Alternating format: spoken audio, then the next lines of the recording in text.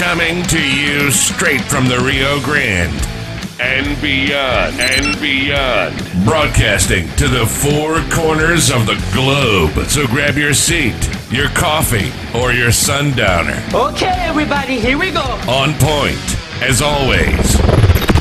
This is Gloves Off. Gloves Off.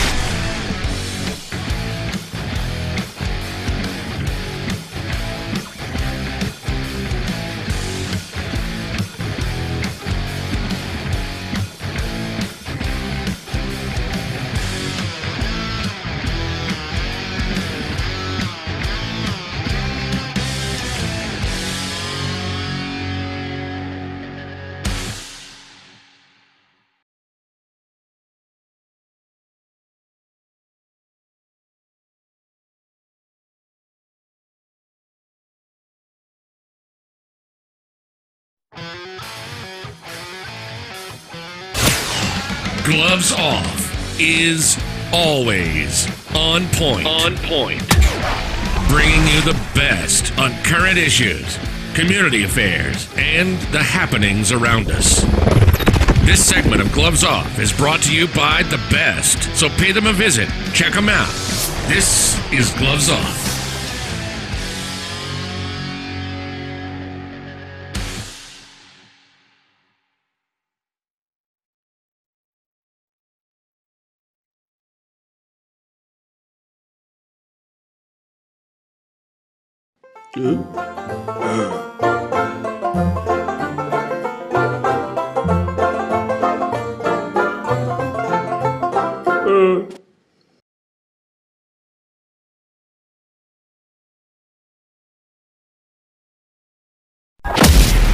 If you've ever wondered, if you ever had a clue what would happen if Batman, the Avengers, the X-Men fought the 47 Ronin, you will have great hitting, power strikes, and speed. This event will be known as the North Texas Stick Fighting Championships. It's open to all martial artists. This is where legends are formed, where they're forged, where they are founded. Sign up now. Call the number 956-401-4868 and look up the website at www.savate.biz. So remember, this is for serious martial artists. If you're not serious, sit back and whisper about the event. If not, we'll see you there.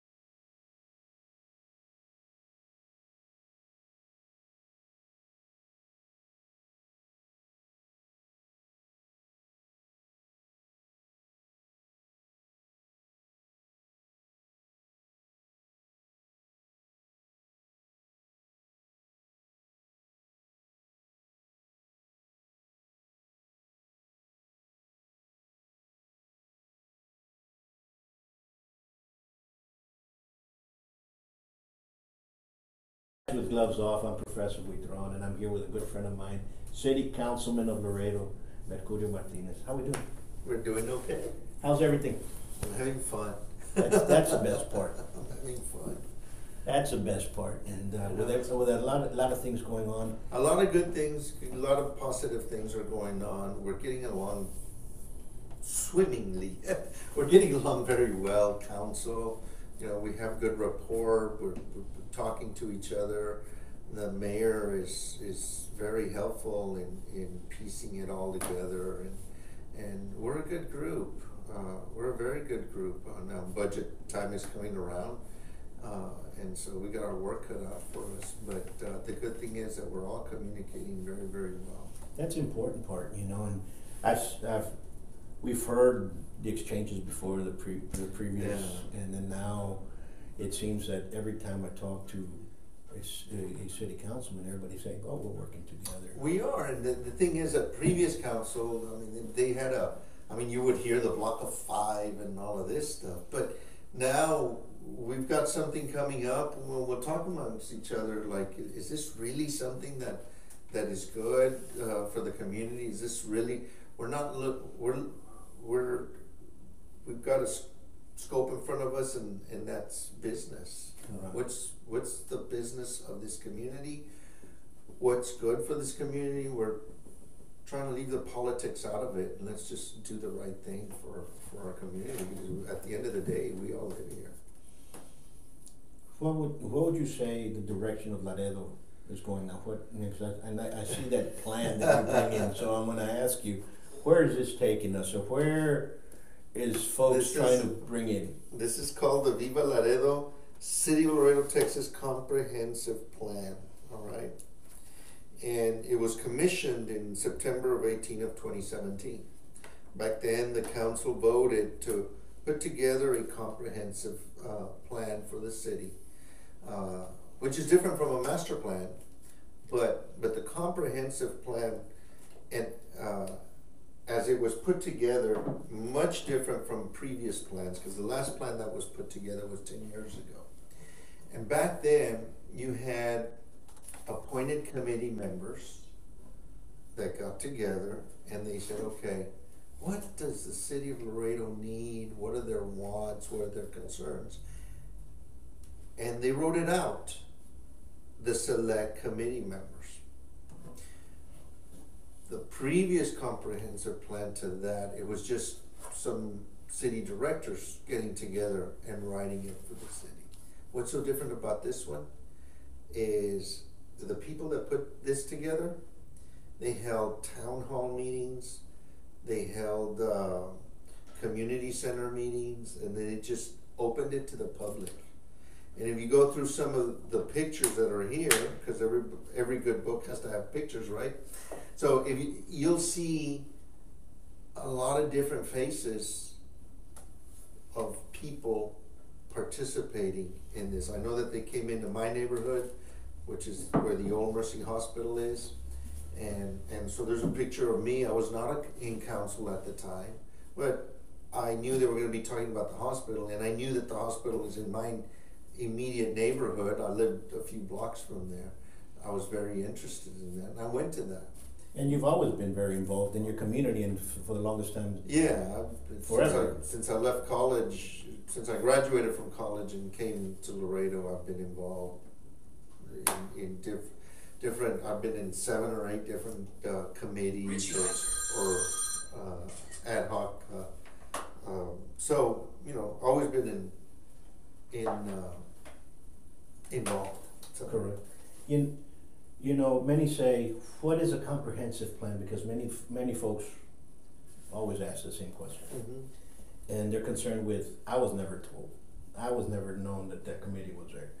I was never known that this existed. Why are they doing this? Who voted? And so on and so forth. So you're saying that there was a lot of town hall committees that were made for this. A lot of community input.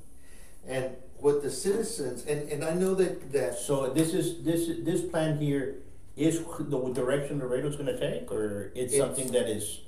It's the route that Laredo's moving into, and I know that there are some people that are criticizing some of these bicycle lanes. It's too hot in Laredo. How can we have bicycle lanes because it's too hot? Well, the fact of the matter is that a lot of people want it.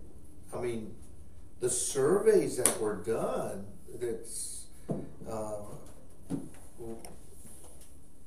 the results were that people want to have walkability, people want to have rideability, people want to have what used to be before. You used to walk across the street to go to the grocery store. And we've gotten away from that. I know that it's expensive that direction to go with the urban sprawl, which is build out and out and out and out, and you need water and you need sewer and you got to build out. So the idea is to bring the community back in. Yeah. We've seen a lot of talk that Laredo is following the footsteps of Austin and following the footsteps of Portland and following those footsteps, and there's very much a high influence of the old Agenda 21, which is now Agenda 30, influences of bike lanes and smaller urban housing, downtown living, and stuff that when people look into what Agenda 21 is, they find out that it's a nefarious act from the UN, and people say, why is this happening to our city? Who's the ones that are actually funneling these ideas in? I don't think the individual, because when you talk about, I've seen the comments and we've seen them and we've conveyed both of them. There's just a select group that wants it, and there's others that are saying, wait a minute, where's it at? So these surveys and polls and stuff like that are taken. The opinion of many is that, is it just a few doing it, or is it actually the whole? Well, a prime example, when I went to the meeting that involved my neighborhood, or the old Mercy Hospital, there were quite a few people from the neighborhood that showed up to that meeting. I mean, from the neighborhood. And who held this meeting?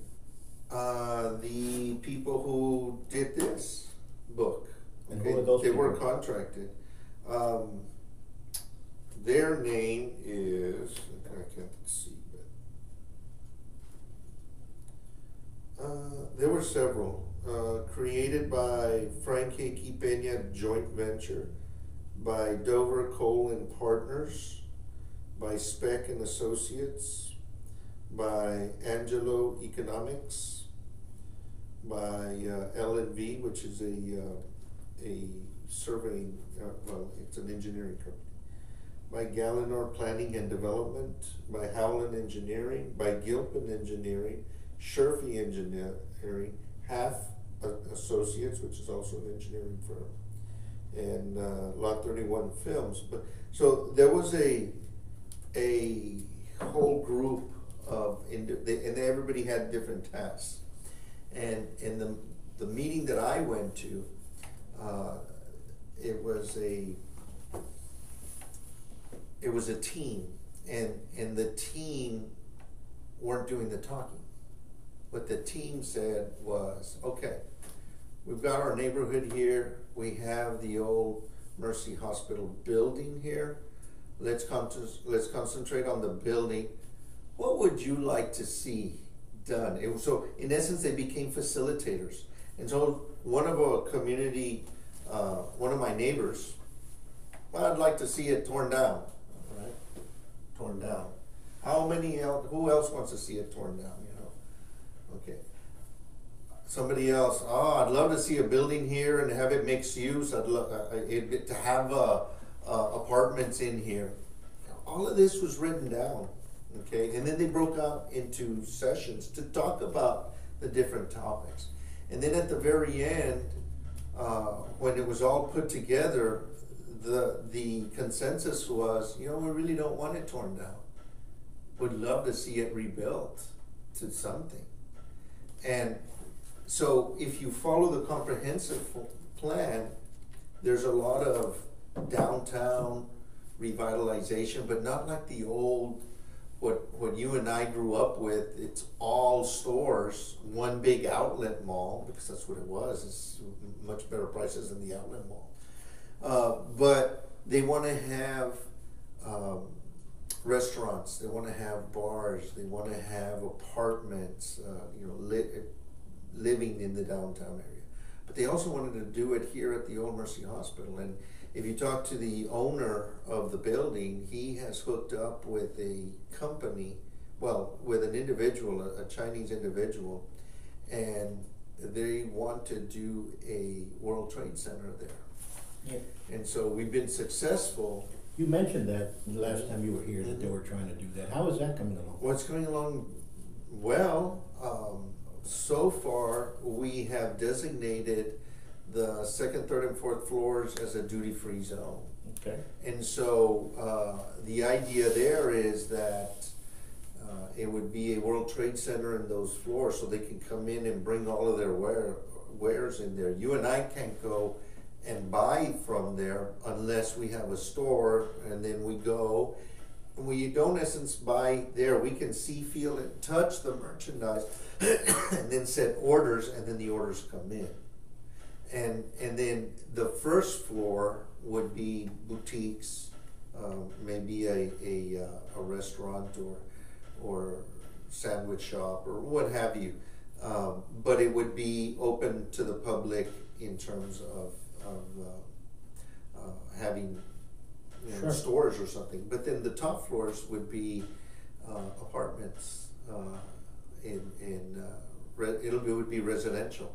And at the very top, I know the building owner is talking about bringing a restaurant with overlooking the city of Laredo, having an area for going outside, and because the view from up there is spectacular. You see all of Laredo. Well, of course, I've seen it. I've been up there one time with members of the police. We went over and saw a bunch of stuff that was going on, and it's very interesting. It's a great building. It's part of Laredo. It really is. If that concept that you all are bringing forth emerges, I think it'll be a great. Now the face of it is going to completely change. I've seen renderings of it, and the entrance to the building was going to be on the south side, and so they'll do away with the chillers that are already there. They're looking at water feature, big old fountains. The face of the building is completely going to change, and if that happens, I mean, it's just going to transform Laredo into a different area. Certainly going to transform the neighborhood. We're looking at improving Corpus Christi from Arkansas to I-35, better sidewalks, better lighting. And many agree with that. Myself and others agree with. We do need sidewalks. Sidewalks have, you and I grew up in Laredo when there was no paved streets. No paved streets. A lot of those neighborhoods that we talk about were dirt roads. There were no sidewalks. So somewhere along the line, it went like from 86 to 96, and then it was kind of the same also 96 to 90. Boom, a big jump occurred. Big transformation. And onward with that, and it's interesting because we are growing, but which direction we're growing is going to be that. There's a lot of changes to the city, and you know that for a fact. And there's one major change right now that everybody's kind of concerned with is with the mass migration that's been coming in, and the tent cities. I think a lot of people are against it and for it, and we need it, and what's going to happen. What do you see? What's your intake into that? Well, we heard that they were going to put a big old tent right outside La Posada. And La Posada is one of our marquee hotels. I mean, it's what defines our area for Laredo. I mean, when we talk about Laredo, we talk about the bridge, we talk about the San Agustin Church, La Posada, San Agustin Plaza, etc. And they were going to have, or they're putting up a tent there. Now, what they're going to do with that is they're going to process all of the asylum seekers that are coming over. Because of the pressure that the Trump administration is doing, they are now taking some of these asylum seekers and sending them back. What they used to do, or what they were doing, is they'd come across, and they weren't even crossing through the river. They'd come through our bridges and saying, "I seek asylum." Yeah. And that's the way you seek asylum. Yeah, yeah. And the way our laws are written is, oh, okay, come on in, why you give me your name, address, phone number, etc. What did they do to you? Okay, you need to come and talk to a judge. Here's a court date. Go anywhere you want in the country, but make sure to come back on this day so that we can hear your case. And you know very well, they'd say thank you very much. So now they can go past this checkpoint and go anywhere in the country because they have a pass. And you know they would never come back. There was very few of the ones who actually did come back. They would just, the rest would blend into society and get lost somewhere in society, have children and move on. Now, because of the pressures of the Trump administration, what they're saying is, all right, Mexico, you're allowing these people to come through your southern border to get to us. You all need to do something, because if not, we're going to put some tariffs on your goods coming in here. And of course that scared them. And they said, okay, we're going to shut our southern border, and now we're going to require, we're no longer going to help them bust them to the north. We're going to have them require credentials to come in. We're going to require them to come into Mexico legally. But by the same token, those that are already here seeking asylum, we'll go ahead and house them. And so they're given a ticket to come back For the court. For the court hearing. But you're not going to stay in the United States. You're going to stay in Mexico. So right now they're housing them either in Nuevo Laredo or Monterrey. We still get an influx of these people. Sure. I mean, so you've got different types. So now that tent city was going to go up. They made the decision to put a tent, that soft building, as they're calling it, there because they own that strip of land, and so they're going to there. When we found out about it, they made this decision 6 months ago. They've been working on it for 6 months. And when did you all find out? We found out about it about 3 weeks ago, and as soon as we found out about it, we called our local reps, the port director and customs director and border patrol director. We called them and said, "Hey, what do you? We just heard about this. What's going on?" Well, they told us it's nothing, that it was out of their control. It was being done in Washington. That's what they told us. All right. So we started calling Washington to their bosses to find out what we can help. We don't want a tent outside of La Posada. We forget, that it's outside of La Posada. It just doesn't look good to our neighbors that are coming over here. And it doesn't benefit Laredo at all. And so we said, we have an empty building in El Portal, and it's right by the bridge. Why don't we use that one? We got about 21,000 square feet of space. And these tents are 20,000 square feet. And so we said, why don't we offer them the use of this? And we can figure out rents or whatever. Well, first they didn't want to meet with us. And thanks to Henry Cuellar, when we called them and we said, these guys don't want to meet with us. Henry got on the horn right away. They responded right away. And so we went up to Washington, D.C. We met with them. They heard us out. And then Henry went with McClellan, who is the Homeland Security Chief, and talked to him and said, look, Laredo is a partner in this. Laredo is trying to help out. Unlike other communities that are stumbling blocks, and other communities that don't want to help, we want to help. We feel we're partners in this. So he said, listen to them. And so now these guys from Washington are coming to Laredo. They've come a couple of times. We've gone to look at the El Portal building. They're trying to work with us. But they did tell us that, look, the wheels are in motion. Train has left.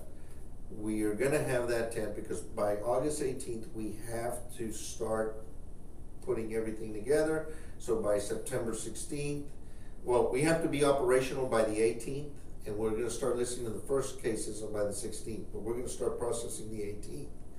We told them we can be ready by the 18th. We have our personnel, we can have air conditioning, you know, the bathrooms, we can have everything ready. Give us your layout. So we're working on that. And like I said, they told us, wheels are in motion, we're gonna put these up. The sooner we can get El Portal going, then we'll transfer from here to go over there. That's what it looks like. We're dealing with government, so things work a little different. All that together in meetings and so on and so forth. Why would you, Mark, you're successful in your business, say, I want to be a city councilman with all the headaches? Why? What geared you for that? Well, did you understand that all this was going to come of age, or no? But I'm not afraid of the hard decisions. I'm not afraid of the leadership role. I've been in leadership roles since I started grade school, and in just different types of role, but always in the leadership position. And I think that it was time for me to step up to the next level and offer this community some good, honest intelligence. I mean, there are issues out there that you have to look at it logically and make the right decisions, make the hard decision. Prime example, water, wastewater, and the rates. It's not an easy subject when you're talking about taxes, when you're talking about services. People don't want to wait in line. People want to be they want service, and if you can't provide that, then you have to do something about it. But all of this costs money, of course, and so you have to talk about rates. Of course, and it's unfortunate, but you know, the council's divided. But when you see that, and you said the tough decisions to be made, the tough decisions have to be made. The majority understand that. Mm-hmm. The majority understands that we need water. The majority understands that things occurred in the past. It's continuing forward. Most people are content with it, but then you have a couple of others that are not, that are against it, and there's petitions going out and so on and so forth, which under the First Amendment they can do that. Sure. Okay, we'll protect that, and you know, and we agree with what they're doing because of that. The problem is, it's when issues are done and people look at it as a nefarious issue was committed, and the mass census agrees with that. How do you come back to the reality of, you know what, it was not nefarious, I stood up. As a councilman, I stood up for this. It was not a deal underneath the table, or, you know what I'm saying? How would you answer that? Well, the thing is that you have, in essence, you have to stand your ground, but when you are incorrect, when mistakes are done, you have to own up to them. And that's part of being a leader as well, is know when wrong has been made, know that it has happened, and then be able to adjust, be able to own up to it, and then move forward. If you're going to go in there with blinders on and or just move forward without having to adjust, well, then you're not doing service to the community. You have to be able to adjust. A good martial arts artist will adjust to the situation. You have to. Mm-hmm. Nothing is presented in reality as it's presented in the dojo, as per se. You know, things occur in reality that sure not here. You know, but there's something that came out on the paper on Sunday that I looked at it and I pondered on it, and I shared a meme on it, and it was the worst city to raise a family by or Laredo Morning Times. And they pulled it out of a survey or a poll that was done by who knows who knows when, and by whom were the ones that were being polled. The thing is that there's about 1,800 cities in the state of Texas, and they only chose 16 cities. You know, so it's like those individuals had an opinion of what the city should be, just like many people have an opinion of the future of what Laredo should look like, even though the masses do not agree with that, and the masses do not agree with what happened here. When I saw that poll, I pondered and I said, I moved from Dallas here for the reason because I had a daughter. I moved back to Laredo, to the community that I knew who they were. You know, we've known each other for years when we were kids and stuff, and we might not have breakfast together, but we're always been amicable with each other, respected each other, our families, and so on and so forth. But what I'm getting at is you move back to Laredo because that's who you know. Living in Dallas, I lived in the same place for 15 years. I barely knew my neighbors, and I'm somebody that's friendly and say hi to everybody, and you wave, but you actually never knew what they did. I think you did something with a funeral, you know, in a funeral home or something, because I would see a hearse every so often pass by. But to me, it was like, where did we go wrong?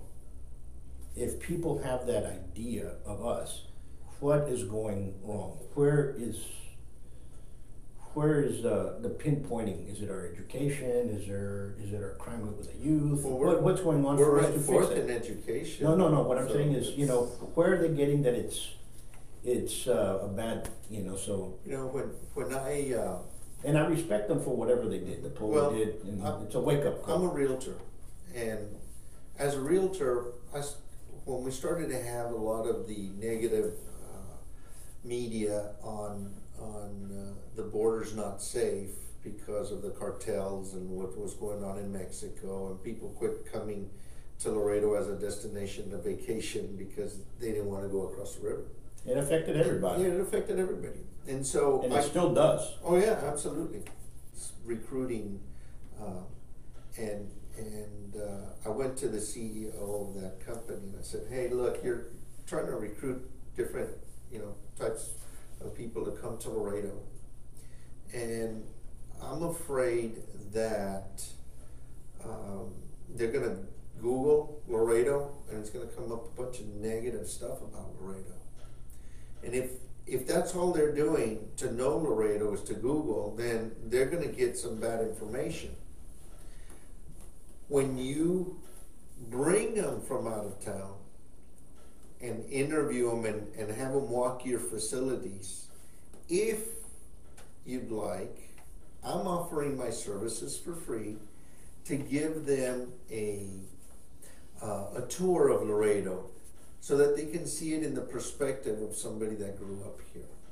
And so they took me up on it. And so every time I'd go pick them up at the airport or at the hotel, and I would talk to them, they always told me, got on the internet, oh yeah, Laredo's bad, I can't go. I said, have you ever been across the river? No. Well, I'm going to take you to the bridge.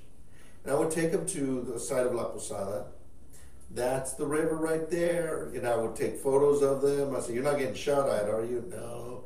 And we would go to the downtown area. I would give them a tour of Laredo, and they always left, wow, this is so much different than what's out there on the media, on the social media.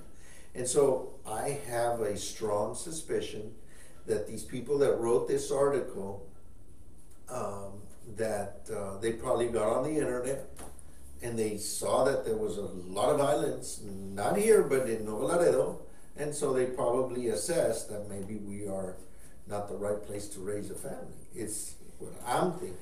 Now, it didn't help that Laredo Morning Times is going to splatter that, smuck all over the place, but... Well, they did us a favor.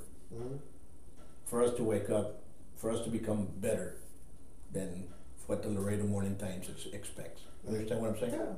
It's like a fighter that's in the ring and he's up there and he goes, well, in the 5th round he got punched in the face because he had a low guard. Well, you had a low guard, buddy. you better pick up your hand. Yeah. You know, in the next fight that you have, you better pick up the hand. Listen to the commentator. Sure. Well, you know what? Every time he threw that cross, his left hung around and looked like if he was bowling. You know what I'm saying? So if you're not paying attention to what they're saying, You can't adjust. you can't adjust. You think that I'm the biggest in it, and in reality there's a flaw in there that we do not know where it's at. So to me, I'm like, let's find the flaw. Well, I saw Understand the what I'm flaw. saying? Yeah, I saw the flaw in the article is that they only picked on six. Why only 16 cities? Well, which ones were they? Do you remember? I don't recall. A couple of them. There was a few, Houston or Dallas, and there's a few. I think El Paso was in there, but put them in the context of a bunch of other cities that are population of 100,000 and above. So garbage in, garbage out. Yeah, no. Take it, Most individuals would say, they look in the internet, they always go in there. They say, Paul, I have all these haters. Well, the haters are your best fans, man. Mm-hmm. They're the ones that are always commenting against you. Pay attention to them. Yeah. I had a professor in You know what I'm college saying? So the next time you see them say that, you did this wrong, you did that wrong, go back to your footwork and do it better the next time. Yeah. Because those are the guys that are watching, because the ones that aren't watching could care less of what you're doing. Yeah. So the haters are your best fans.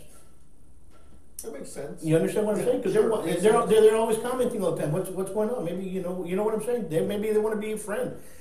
In all honesty, there's something there. In school and it's been proven a lot and with other surveys. On a bully, why is the kid bullying? Maybe because he doesn't have any friends. He wants to be the friend. So when you become a friend with him, he's probably the best friend all the time. Understand? Maybe the kid has problems at home. Find out what it is. Maybe. You know what I'm saying? So there's a lot of things that we have to just kind of sit back and don't take it at heat. The Laredo Morning Times did this. We know the Laredo Morning Times the way they are. Yeah. You know how they act. So that's... Well, I think they should have, based on the article, I think the headline towards the article, or you should have elaborated on this. Yeah. So. Well, it's to be expected. I guess you're right. It's to be expected. So. Okay? Yeah. But the good thing is that we're moving along. We have the budget workshops coming up. Included? Things are going to be tight. There are those of us that want to reduce the tax rate, but then there are those of us that say services are going to suffer, and so you got to have that balancing act. What do you do? No, you're absolutely correct. And in the next 6 months, where do you see Laredo going? Well, we're talking about the downtown area. We're trying to improve that downtown area, and you're not going to see downtown the way it used to be, full of stores, etc. No. The downtown is transforming. We're getting housing in the downtown area. We're getting more bars. I understand there's about 18 different pubs. There's crafts beers and stuff like that there, which means we should have more police presence in the downtown area, more lit up places. So the downtown is being transformed into something different. So we're paying attention to that. We're paying attention to our, my district is landlocked, and so I got to build from within. I got to improve from within. We already have the water and the sewer in place. We have the fire and police in place, so it's actually less expensive for me to develop inside my city versus at the edges. So I got to keep an eye on that, make sure that all of the services are there for the inner city. But by the same token, I know that we're growing, and so we cannot neglect our outlying areas in the growth. And you said that there's several districts that are landlocked. Downtown is landlocked, yours is landlocked, and you guys are improving within within that. I think that's the excellent way to go. That's the only way we can go. We can grow. A lot of great houses in your area, but our taxes keep going up. You know, and people are complaining about that, and people are saying that it's part of that Agenda 21 thing that's going on. If people don't know, take a look at it. It's not necessarily the taxes are going up. The tax rates have remained the same. The thing is that the valuations are going up. Understood. But what I'm saying is that people are paying more. Yeah. People are paying more. Yeah. And now in November, we have another one. Texas, a good majority of the progressive left wants a state income tax. I think it's going to be on the ballot. It's on the ballot. So remember, vote yes. Yes means you no. You don't want it. And vote no if you want it. Yeah. So that's something that's going to be very Who important. came up with that one? Yeah. So remember that, folks. Yes means you do not want an income tax. Vote no means you want one. Hey, so remember that. It's tricky. Pay attention when you vote, because that is something that's going to come out. That's right. And hopefully that brings people out to vote. Okay?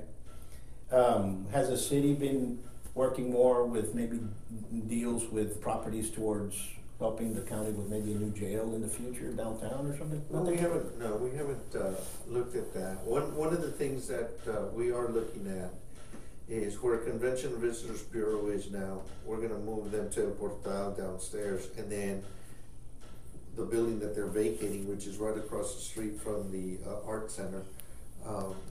That maybe we'll do it as a police substation where we can actually go and process. So if you pick up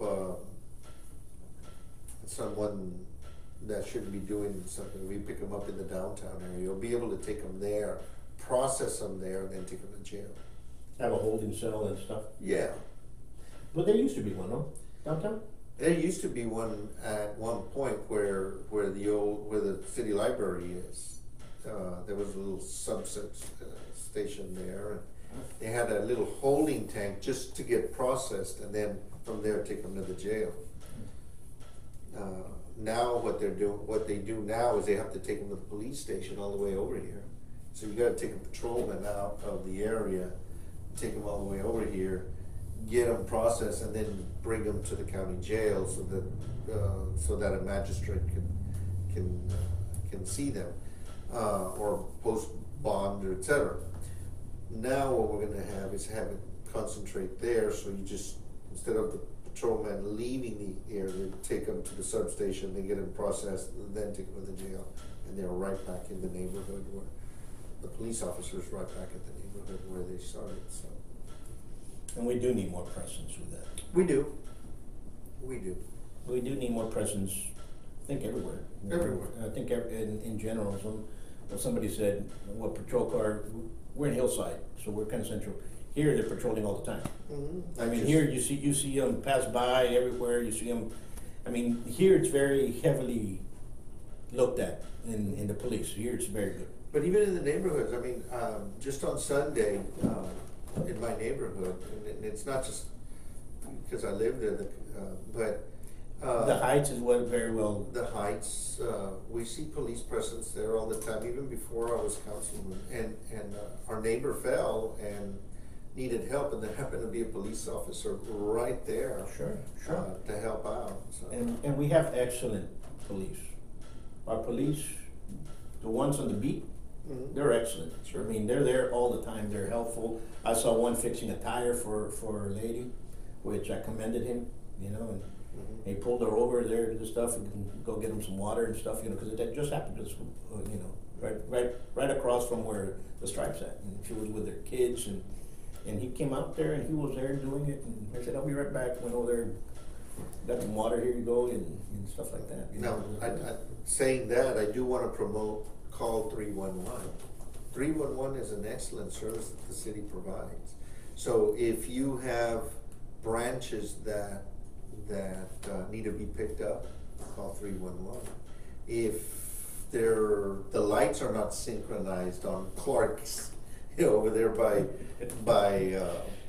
park area, you call 311 and they'll look into them. If garbage hasn't been picked up, call 311. If anything, you get the picture. Call 311, and you don't need to call police, call 311. That's awesome. It's a great service that we provide. We're almost running out of time, but what would you like to say that's coming up? You know what? Well, we're, again, the budget, we're talking about the budget right now, and it was just introduced to us. It's twice as thick as this one, actually maybe 3 times.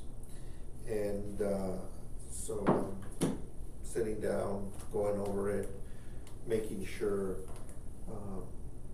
that first of all, we'd be responsible for the taxes that we do receive, and that we're frugal with them, and that there's no wasteful spending, and we have to make sure that we put away savings so that our bond rating can be AAA, or in this case AA. So there's a lot of aspects that goes into it. So that's going to be first and foremost within this next month is our budget. And I know the police contracts are coming up, and so there's a lot on the budget that we got to talk about. Is there any other changes administrative wise that we can look forward to? Well, we just got a new planning director, and is he local? No, he came. He's been in Laredo. He spent a year in Laredo because he did some consultant work. He used to be in the private sector, and he was a planning consultant, and he did a lot of consulting work for a engineering firm for the downtown area. And so he knew Laredo, spent some time in Laredo, and tasted our enchiladas. And so that, I guess, told him he needs to come back to Laredo. But previously he was working for a city in Utah, and he was a planning director over there. So now we have him. He's looking at all of our codes and ordinances, etc., trying to make it more customer friendly when it comes to the development of our community. Working on the economic development director to get that person hired. I understand they've already offered a position to a candidate. From Laredo? I understand not from Laredo. I think they're coming from the valley, if I'm not mistaken. Again, the city hires the city managers, and then they hire everybody else. Well, the city also hires the city secretary. And so it's the city managers that are doing the hiring of those positions. And they've been doing a great job. I think they've been doing a very good job. Great job. I think we got the best of all worlds. And there's a lot of folks out there saying this is against this and it's against bylaws and it's against the charter. Wait a minute, they're doing an excellent job. Yes, they are. They've been doing a hell of a job. Yeah. And it's sad because when people start doing a good job, all of a sudden they come up with all these other stuff. Oh, you guys forgot to put a comma in this paragraph right here. No, buddy, they're doing a great job. Yeah. Well, I think we got the 2 for the price of 1 right now, because together and individually, both of them are excellent. I'd be very comfortable with either one of them, but together they're just out of the ballpark. They're really good. Robert Eads is very knowledgeable in operations. He's extremely helpful in all aspects. And then Rosario Cabello she's a numbers person. She's been crunching numbers all her life, and very conservative, very conscientious, very honest people. just the salt of the earth. They're pillars of the community, and they're doing a really, really good job. Now, we read those concerns of those that say that they're illegally there and they can't be doing this and they can't be doing that. So, I mean, we read those, and the first thing we do is we have an attorney. We have a city attorney, and so we turn to our city attorney. Does this hold water? Does this have merit? No, it doesn't, because of section da-da-da-da-da and previous case law in the state of Texas versus, or versus this city or whatever, the Supreme Court ruled on this. So we feel confident that we're doing the right thing and that everything is above board and legal. So we're okay. I can sleep at night. Yeah. And that's what needs to be done. At the end of the day, Laredo needs to move in a positive direction. We cannot be held hostage, Yeah, and we need to move in a positive direction. Mm-hmm. Everything that we do has to be done for that, because these surveys, and I've been pondering on that survey. Mm-hmm. And sometimes you travel and I travel, and you go somewhere else, all of a sudden you get a text or something on your phone, and it says, "How did you like the city's bird watching?" Well, no, but I didn't see any birds. I was downtown Chicago. What I'm saying? The pigeons with the other thing. You know what I'm saying? Yeah. And once you click that in there, it becomes part of this survey that somewhere down the line they're going to say that Chicago doesn't have good bird watching. Understand what I'm saying? So we have to be very careful for these surveys not to come and bite somebody in a positive field later on in the future. But understand what I'm saying? Yeah. Yeah. And it's interesting because, just like this, what's going to happen? We can be allowing. We understand the First Amendment. You understand it as well as I do. And everybody's can go up there peacefully, and the right to assemble peacefully. But when you start hating and you start threatening and you start doxing and you're no longer doing it peacefully. You're disrupting the peace. And I think we have to put an end to that disruption of hate. And the only way it can be done is by our leaders going out there and putting the hammer down. Whoever has that gavel is the one that's going to have to gavel them down, Sure. And it has to be done. They're not going to like it, but hey. We cannot have lack of decorum in City Hall. We cannot have unpeaceful actions, threats to our public officials or to folks in committees or folks because they agreed with somebody. We cannot have that. We don't live in those countries. Right now we have a group that's upset, and rightfully so. They'll be upset because it was ruled against them. Ethics, on the ethics. And I was approached to see if, hey, they're your cronies, you put them up to it. And no, wait a minute. Since after I graduated from college, like I said earlier, I've been involved in a lot of committees, Board of Adjustments, Planning and Zoning, the Telecommunications, Appraisal Review Board, the Convention Center Ad Hoc Committee. That was the first committee I ever got into. I was appointed by Saul Ramirez, the mayor back then, and several others that escape me right now. And it's like I told one of these members, that member had also been appointed to numerous committees and commissions. I said, you tell me when have you ever received a phone call from the councilman that appointed you to this committee and told you how to vote? And he looked at me and he said, never. I said, me neither. I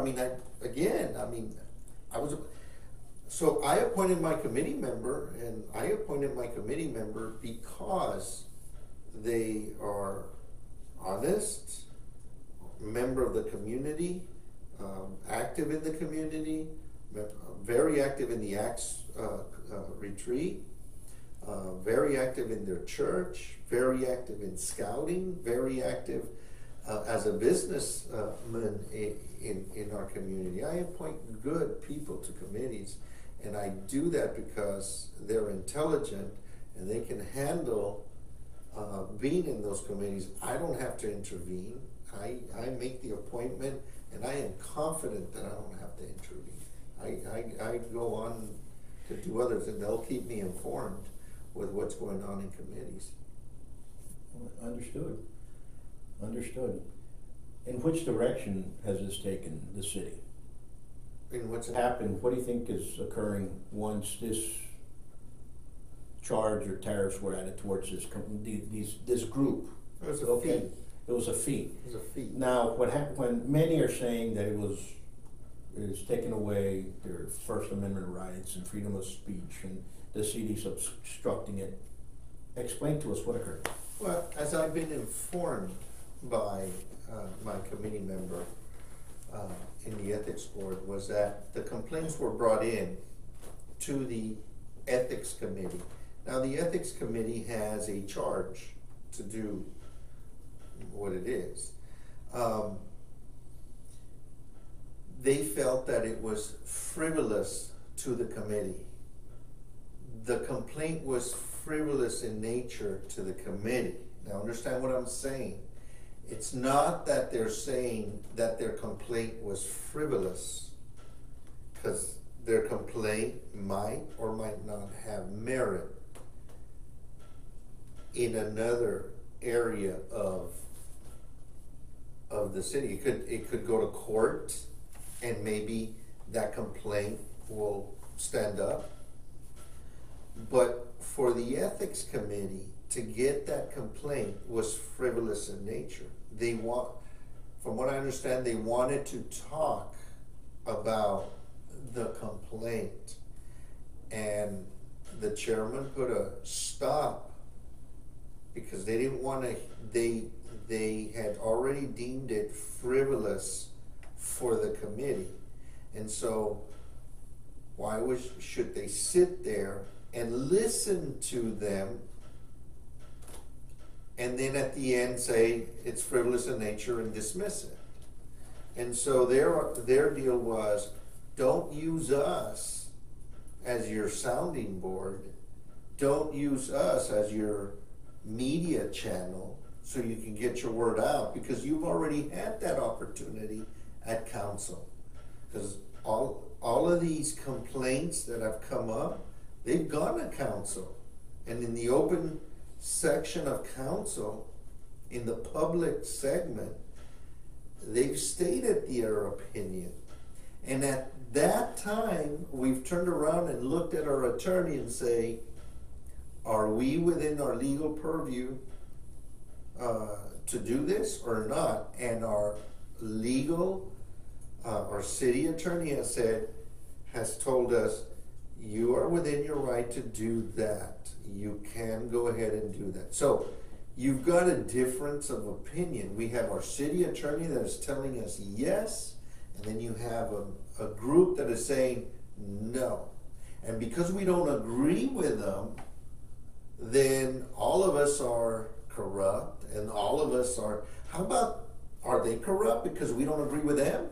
We're not calling them corrupt. I think they're a watchdog group, and I think all watchdog groups we need to have them. It's good to have. I think you have a watchdog group, you have an activist group, and then you have a hate group.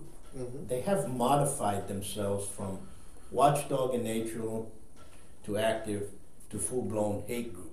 Mm-hmm. The danger here is, when are they going to go radical? If they go radical, if they they've already threatened individuals, that group. There's police reports out there. They threatened the family of a candidate. Okay? And they've threatened other individuals. And they've doxed plenty of people. These are Antifa-like tactics that they use. It's no longer a watchdog group. It's not Vida like Dr. Farias. Mm-hmm. And I would love to. I'm going to see if he's to bring him in to talk to him, for him to explain what the difference was. It's not an activist group, because you know what? We're here because the tadpoles of the 9-banded frog that live only from mile marker this to this, and we need that protected. That's an activist group. And you have a hate group. And once they start going after people, and everybody's corrupt. You see, I see that word, corrupt. Mm-hmm. And you see it on every post. The politicians here are corrupt. Son abuelas ratas, they're all corrupted. They're all corrupted. Here, that's the word, corrupted. I know you. I know, personally, I know the whole council and the majority of officials. Some of us are good friends. Some of them talk, and we can call each other and say a joke, and then 6 months later we'll do the same thing or meet or whatever. So we're amicable in nature. I do not know any one of you that's corrupt. I do not know any one of you that has a malice edge to their bones. Yeah. Is there conflicts of personalities? Sure, there would always be. Difference of opinions? Sure. But we're not corrupt. But you're not corrupt. You know, is there stuff that's going on? Is there mistakes that, somebody made a mistake in this department, let's clear it up internally? That's going to happen anywhere. Yes, I believe that can happen. And you're going to stand up, well, I didn't know, and all of a sudden you all are hit with a lawsuit because some kid fell off a slide. And you're like, but you don't know what happened, because it happened. You know what I'm saying? Was a slide welded right or whatever? They forgot to bolt it down, the kid went up and the slide fell up. God forbid that happens, so knock on wood. But what I'm saying is, none of you are corrupt. Yeah. None of you all are malicious in that nature. I can say that we're not corrupt. And you know, we're all trying to do the right thing for the city, and do it intelligently. And want good. And that's going to lead me into the next question. If you see a nefarious action that is trying to be passed by as a good motive for the city, would you stop it? I'm going to call it out. I'm going to stop it. So we're there to do the right thing. I was elected so that I can do the right thing, so that I can make the hard decisions, so I can make the tough decisions. If something goes against our Constitution, our freedoms, are you going to stop it? I'm going to stop it. And that's why when we see... That's why that book that you have there that you're holding has to really be looked at very, very carefully, because a lot of that stuff in there, people will take it as an Agenda 2130 motive for improvement. Yeah. And that it's nefariously being passed through a lot of cities in the United States. Well, we did have a lot of input on this, and I know because I went to several... Like I said, there might be some good... Yeah, well, all of the stuff that we discussed because I didn't go to all the committees, but in some of the committees that I did participate, and now I'm reading through this. Oh yeah, we talked about this, and yes, we did agree on this stuff. And it wasn't just me in there; it was several of us. It's not like one of those town hall meetings that nobody shows up. It's one or two people. No, people were actually showing up to this thing. You know, we've been to some, and I just sit back and watch, and then they'll tell me, "What do you think?" And who's it going to benefit? My main question is, who's it going to benefit? Is it going to benefit an engineering firm, an architectural firm? Yeah. Is it going to benefit a construction company? Or is it going to benefit an airport? Or can we do this out and let's build a bigger airport to bring more industry in, or let's build, you know what I'm saying? Yeah. So yeah, I'm more of a person that's going to look at things like, wait a minute, do we really need that, or do we need that over there? Understand? You know, I guess you're the same way. You know, you grew up in a ranch. Do we need a new windmill, or do you need to put that post? You know what I'm saying? You know, so what's the immediate danger that we need now? In this case, what we're seeing is a lot of people our age want our kids to come back and to Laredo, because we want them, you know, we don't want the brain drain. We want them here. We want quality of life, and that's all what we've been talking about is quality of life, and we gotta have quality of life and quality of life. The moment you start to do something about quality of life, y'all are spending the money. Da, da, da, da. So, as we talk about quality of life, and some of these kids that are now no longer kids, they're 27, 28, 30, 33 years old. They've now become advocates. They've now become very active community members, and they're coming from the Austins and the San Antonios and the Dallas, and when I was in college, I did this, and this is the way it was, and so they're bringing a lot of those ideas over here, and that's what we're seeing in this. It's exactly what we're seeing in this.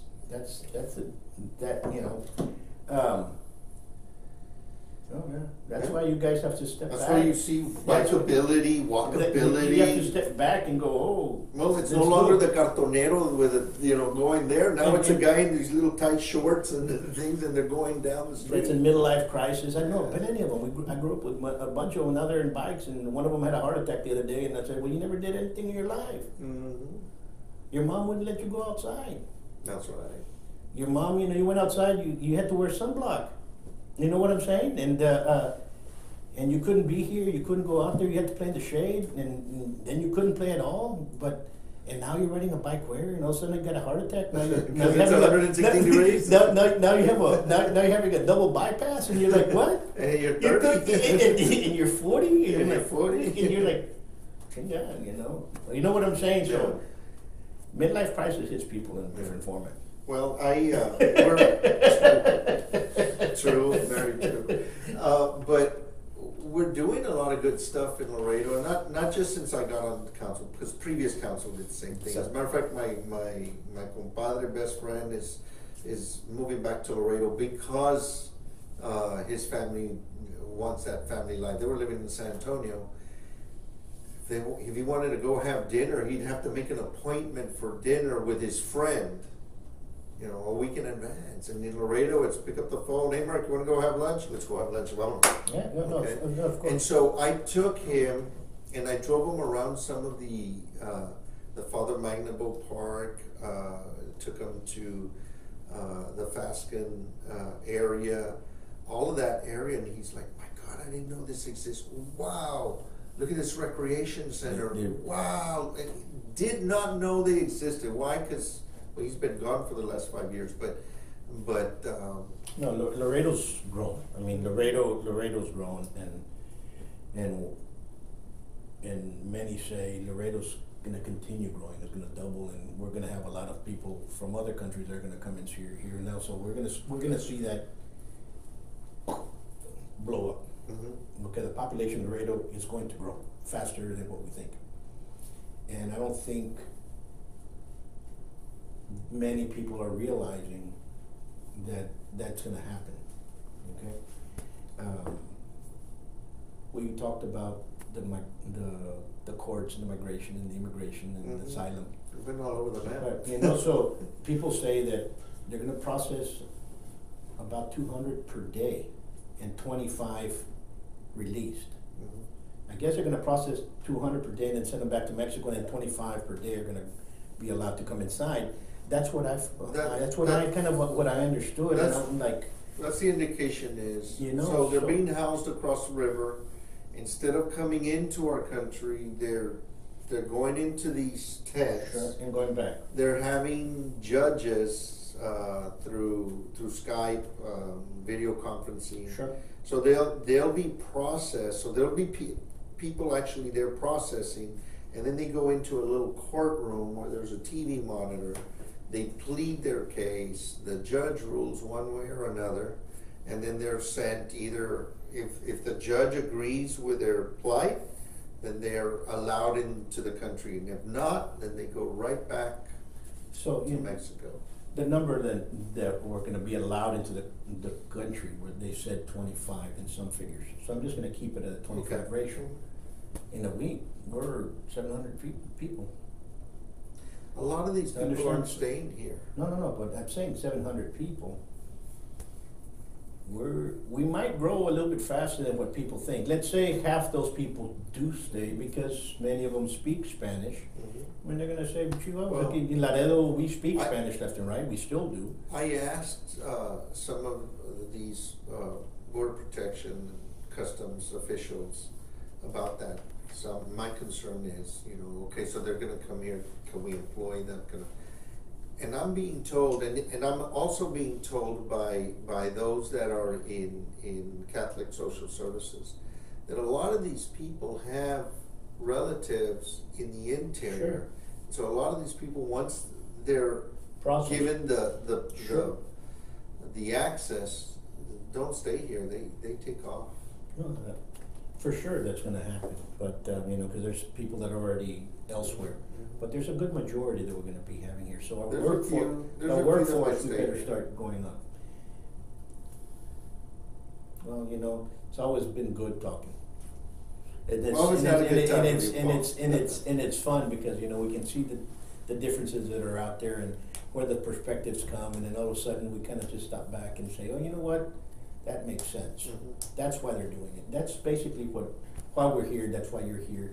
For folks can see what's going on in the city. And I was told the other day, you're not asking them tough questions. There is no tough question to ask.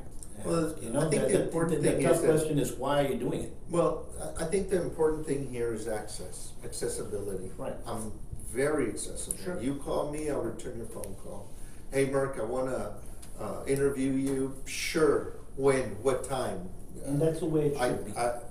Before I walked in here, I got a phone call saying, Councilman, my name is so-and-so, I live in your district. I've called this department because I'm concerned about this, and I still see the problem, and I was just wondering if you can help me out. Sure, give me an address, give me this, give me a phone number, what's your name? Why? Because I'm going to help. I want to help. I want to be there. I want to be accessible, and my phone number's out there. People can call me. My phone's been ringing up the wall since we've been talking because it's been vibrating. So as soon as I get into my Suburban, I'm going to start returning all these phone calls because that's the way I am. That's the way it is. So, and you're in this. You're looking at because this is your job now, and you're doing it, and you're on top of it. You're on top of it left and right. It is. And I want to thank you. It is a full-time job. Thank you for being here. We'll do it. Thanks for having me. We'll do it again in a couple of months, another 2 months, and you can tell me, hey, this going this way. You know what? It's switched. And hunting season, I think we need to do one because we have a lot of hunters here. We do. We have a lot of hunters. We have a lot of kids that hunt. We have kids that are 8, 9, 10-year-olds that shoot better than us, and we need to understand that. We need to get the game wardens to come out here and have the classes for the kids. When are they gonna do it? Every time I ask them, we're gonna have a class. When? They never have. I have a friend of mine, Mike Bernardini. He's taught this class. He went over to our place, and I gathered a bunch of my son's friends, a bunch of kids. We need to do it, And Mike's a good guy, and I've known him since we were kids, and that's the thing about living in Laredo. Yeah, we know each other. Yeah. Well, and if he's the one that teaches this class, then I'm going to get Mike in here, and I know Mike's watching because he usually calls me later on at night and says, "Hey, you're doing this, blah, blah, blah." And so Mike, you need to come out here and maybe get one of the game wardens to come out here and let's set up a class because we do need to set up a class because we have a lot of kids out there. Yeah, we should. We have a lot of kids out there that need it. They hunt. They love hunting. And like I said, there's more kids out there that are better shots than we are, and by far, Yeah. And, I know my kids are better shots. I know mine is. Now I'm glasses and bifocals and all this other stuff, and I'm glad that I'm nearsighted so I can see you. I don't need my glasses. but it's. Well, I just know that if you want to do harm and you want to do some bad stuff and you walk in here, it's gonna happen. You're gonna get something. If you're looking for trouble, you're gonna get something because the professor is gonna tend to it. So and it's not about that. We had that incident that occurred, and it's interesting. People need to be careful all the time where you're at. Okay? Well, you have to And not be because to- of who I am or what I do or what not, you know, and I don't want to I myself or pat myself on the back or nothing like that. A fight can occur at any given time. The last fight that I witnessed was at a Walmart cashier. Okay? It was a person that was paying for something and he bumped the girlfriend and the guy pushed the guy and they were in a fight there and I'm there with my wife and we were buying some stuff and I'm the one that broke them up. Okay? A fight is going to occur like that. And so when you're under the influence of the person has a malicious intent, that's it, malicious Yes. intent, things are going to get out of hand right away. And you try to avoid it. I avoid it like a plague, even though I teach people how to defend themselves, I avoid it as a plague. But that's why I don't go to carnes asadas, that's why I don't go to bars, that's why I don't do none of that. Because guess what? People are on liquid courage and the first thing they're going to try to do is they're going to try to prove themselves. Sure. That they can throw a punch at you and then they realize that they're not in that level of the food chain. Sure. You know what I mean? Yeah. So that aside, do we all need to defend ourselves and learn to protect ourselves? Yes. Every single one of us. Our kids, our wives, do it. Best form of self-defense is a concealed handgun. And get proficient at it and have a good judgment. Yeah. Because if you're going to learn how to punch and kick and all these techniques, it takes time. I actually took a gun course with this guy. He was an expert with a gun. I mean, he was good, and then he was a good teacher too. Sure. So I took the course, and we went out there, and we shot and all of that stuff, and then we come back, and we're finishing up and everything, and he says, you know, I have a concealed handgun weapon license. I don't carry a gun. And we said, you don't carry a gun? He says, no, because I'm a hothead. And I know I'm going to pull it up and use it, so I just don't. You know, so Don't have it on. you know, and I've heard that many times. It's like this. I have a concealed handgun. I was one of the first ones that had it, and because of what. Mine expired, by the way. But You can go to Arena Gun Club. They have good Yeah, stuff out there. yeah. They're good guys. And the first thing that happens is that people say, "Oh, I don't carry my gun because of that." I don't carry it because of a different reason. You know, here we can carry it concealed. And yeah, but you concealed. carry your gun, your hands with you all the time. And what happens is that and I've seen a couple of people with an open carry. Yeah. And the majority that I've seen are women with an open carry, with a big old 45 and the ladies walking with a 9 on the side. I see that. But in today's society, if you walk in there with a 45 strapped to your side and you walk into Starbucks and somebody that just moved in from California starts a ruckus, the police are going to come and they're going to be, you're going to be the one. You become the target. You become the target. So it's a good law. We have it. Those that need to use it can use it. Those that carry concealed, carry concealed. I'm great with the law. If people want to talk about having gun courses for combative training, I know an excellent individual, a good friend of mine. He's a professor. I call him a professor because he's a professor in this. He's an old Spetsnaz that immigrated to the United States. Okay, his name is Sonny Pusikas.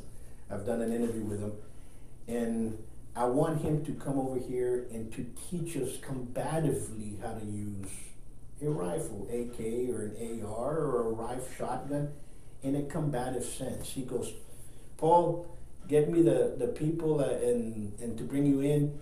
I'm trying to see who wants to stand up and say, you know what, I'm raising my hand, I'll go take that class just to learn. Yeah. Understand what I'm saying? Because he is the person that I would bring in, okay? And he's an excellent individual, funny as can be. He has that dry sense of humor that you and I will be just laughing at all the time. And he's a serious individual, you know. Old Spetsnaz, people don't know what a Spetsnaz is. It's Special Forces from Russia. Okay, so he's seen it. You know, he's one of those that. And there's some other people that I will bring in if you want to go with a concealed, with a handgun. combatively. But with a rifle, it was him. So if you're interested, you let me know. We'll get some of the people Let us in know there. when the classes are on. And Advertise them. I'll bring them in. I told several, and Mike, let me put it together. We're gonna need either a ranch, maybe we can go to yours or whatever, where we can go and bring him in and have him. He's an excellent and fun individual. His specialty is an AK, of course, but I would like for anybody else. And I said, do you mind if, and he goes, rifles are rifles, the same thing. Mine's a 30-30. Yeah, no, but he'll teach you how to With a 30-30. But again, it's been fun. And for you guys out there, enjoy the last couple of days of summer. Kids go back into school shortly. So let's quit texting and driving and let's pay attention to them. And remember, gloves off. Gloves with off. Paul Buitron. Thank you.